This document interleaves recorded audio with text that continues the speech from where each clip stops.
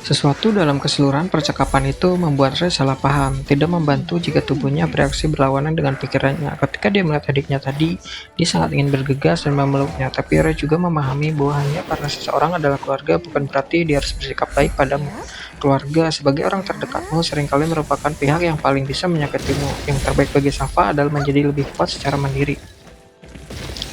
Di luar, sekelompok anak sedang menyapu tanah. Safa berada di dekat tangga menuju kuil, sementara Gren dan si kembar menempati halaman yang luas.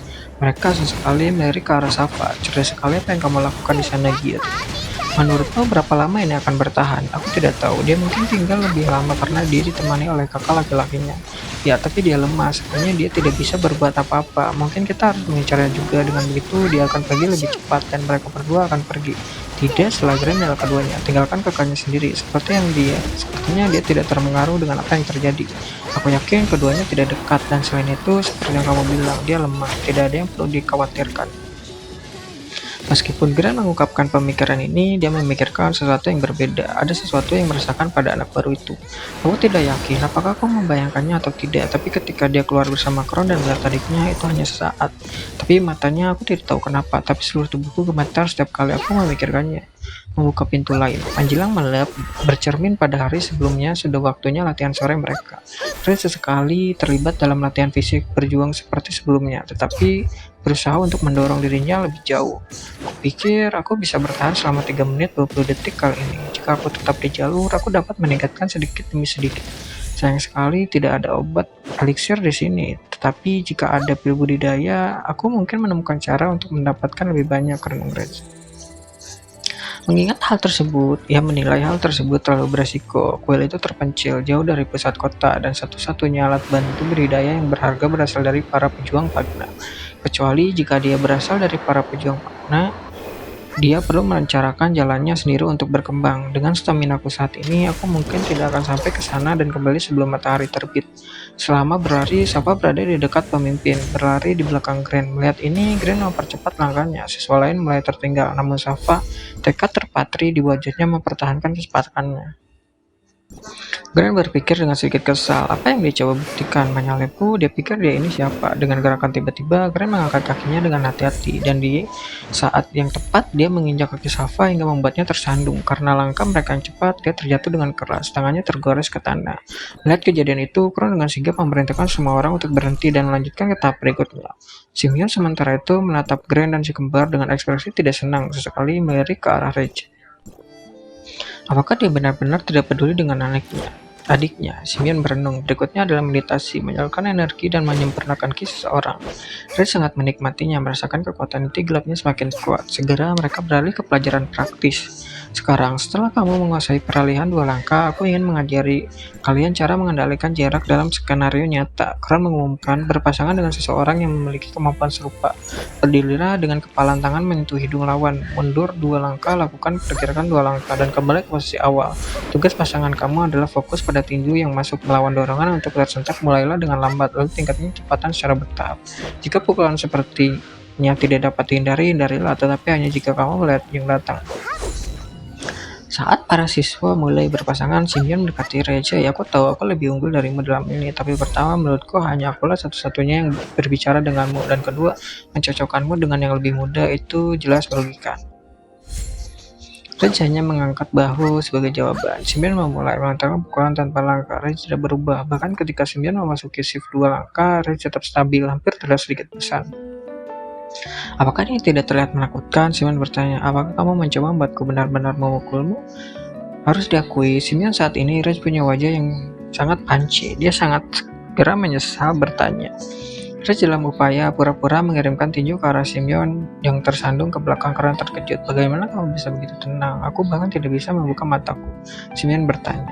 Rage berpikir, sebagai seorang penyihir, aku telah menghadapi formasi sihir yang tak terhitung jumlahnya. Tinju adalah hal yang paling tidak menjadi perhatianku. Dia diam-diam bertanya-tanya bagaimana dia akan menghadapi prajurit Pagna sejati. Di tempat lain, Safa sedang mencari pasangan. Saat dia melihat kakaknya, kegembiraan memenuhi matanya. Siap untuk mendekatnya, tapi Grant menghalangi. Nilai kita pada tes belas serupa, dan tinggi badan kita hampir sama. Tidak ada orang lain yang mendekati hasil kita, jadi kita harus menjadi mitra, bukan?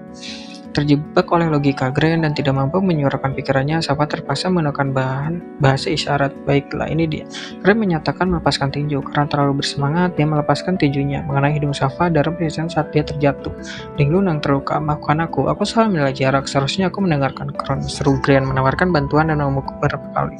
Safa yang diliputi emosi dan hampir menangis menolak sikap tersebut. Dengan kepergian keluarganya dan ketidakpedulian kakaknya, dia merasa benar-benar tersesat dan sendirian. Saat dia mendengar Kron memujinya atas keterampilan dan seni bela dirinya, dia pikir dia bisa membenamkan dirinya di dalamnya. Tapi sekarang dia diperlakukan seperti ini. Mengapa? Simeon maju selangkah, tiba-tiba berhenti dan menatap ke tanah. Aku sangat ingin membantu, pikir Simeon. Jelas mereka melakukan ini dengan sengaja, bahkan jika aku menyebutkannya pada Pak Kron, dia hanya akan menegur mereka. Dia tidak akan mengusir mereka dari kuil, mereka terlalu berbakat dan kemudian mereka akan mengincarku. Jika itu terjadi, aku tidak yakin aku bisa mengatasinya.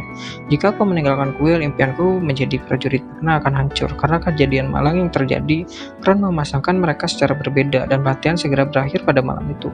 Kembali ke kamar mereka, Safa dengan hati-hati menyentuh hidungnya. Sakit, tapi sepertinya tidak patah. Dia lebih kuat dari penampilannya, atau mungkin Grand tidak sekuat kelihatannya. Apapun yang terjadi, sulit baginya untuk tertidur. Seperti biasa, jangan beritahu siapapun apa yang aku lakukan, kata Red sambil membuka pintu. Namun dia tidak keluar dan hanya berdiri di dekat pintu sambil menggesernya kembali. Jika kamu sedang frustasi, sedih, marah, jengkel, atau apapun yang kamu rasakan saat ini, jika kamu tidak melakukan sesuatu sekarang, kamu akan merasa jauh lebih buruk di kemudian hari. Ada saran untukmu, kamu harus melawan. Membuka pintu, Red pergi begitu saja. Daripada pergi ke halaman kali ini, dia harus pergi ke daerah lebih terpencil. Candi ini terletak sebagian di atas puncak bukit besar dan dikelilingi oleh pepohonan di berbagai arah. Berjalan keluar dari kuil lebih mudah, dan setelah dia berada jauh di suatu tempat di hutan dengan ruangan yang cukup, dia akhirnya berhenti terengah-engah dari langkahnya. Aku ingin tahu apakah Kron mengira aku akan keluar dari kuil. Dia memang menyuruhku untuk mengonsumsi pil itu jauh dari pandangan orang lain, dan aku berasumsi itu berarti adikku juga. Bridge mematahkan dahan dan memulai menggambar lingkaran sihir di tanah. Setelah menggambar lingkaran, ia kemudian mulai menggambar banyak simbol di dalamnya. Simbol dalam lingkaran sihir adalah instruksi agar energi digunakan dengan cara tertentu. Dengan hidupku sebagai orang buangan, aku tidak bisa hanya menggunakan fasilitas normal yang dimiliki penyihir lain. Jadi aku harus menghafal lingkaran sihir. Aku yakin ini adalah lingkaran sihir yang membuka portal ke tempat yang relatif aman dengan makhluk yang aku cari. Tapi aku berada di planet yang berbeda, artinya simbol-simbol ini bisa membawa aku ke tempat yang berbeda. Untuk saat ini yang terbaik adalah aku tidak mencoba dan bereksperimen, dan tetap berpegang pada apa yang aku tahu. Mengangkat tongkatnya, Res bangga dengan desain yang telah digambarnya, dan sekarang tinggal satu langkah terakhir. Dia mengeluarkan pil dari wadahnya dan mengulurkannya ke depan, menjatuhkannya di tengah.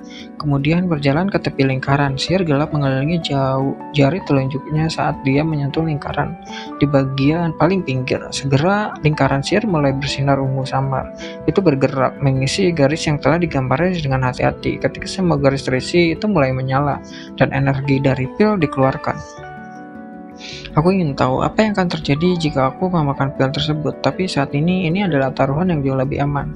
Rage menyeringai lebar karena tepat di depan matanya ada portal besar yang bersinar. Itu tampak seperti cermin raksasa melayang, tapi tidak ada pantulan, sebaliknya kekuatan mistis yang bersinar menerangi hutan. Berhasil, kata Rage pada dirinya sendiri dan tidak ragu-ragu saat dia melangkah maju ke dalam portal.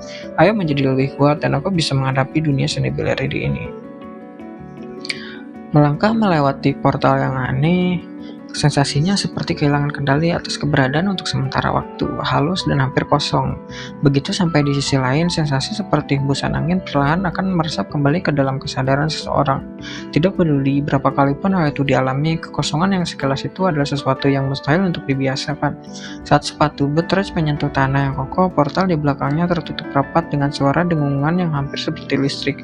Melihat sekelilingnya, serangkaian pertanyaan menghabisinya. Di mana aku? Rich merenungkan. Ini tidak mirip dengan Alterian. Aku menggunakan formasi lingkaran sihir yang sama. Bagaimana aku bisa sampai di tempat yang sama sekali asing? Di atasnya langit malam dicat dengan warna bulan merah besar, menyinari semua yang ada di bawahnya dengan cahaya merah. Batu-batuan tergeletak di bawah kaki, dan area itu penuh dengan peti-peti yang sudah lapuk, perak yang ternoda, dan benda-benda yang telah terkikis sehingga sulit dilihat. Namun yang mendominasi pandangannya adalah sebuah bangunan megah mengingatkan pada arsitektur kuno dunia Raj. Bangunan itu memiliki keagungan sebuah kolosium. Meskipun waktu telah merusak strukturnya, tidak adanya kehidupan, bahkan tumbuh-tumbuhan membuat pemandangan itu menakutkan. Melihat jejak lingkaran sihir di tanah, Rich buru-buru menghapusnya dengan kakinya, membuat catatan mental terhadap sekelilingnya. Di antara gerobak yang runtuh dan pohon-pohon yang tampak menyeramkan membentuk hati, dia membuat katalog lokasi itu dalam pikirannya.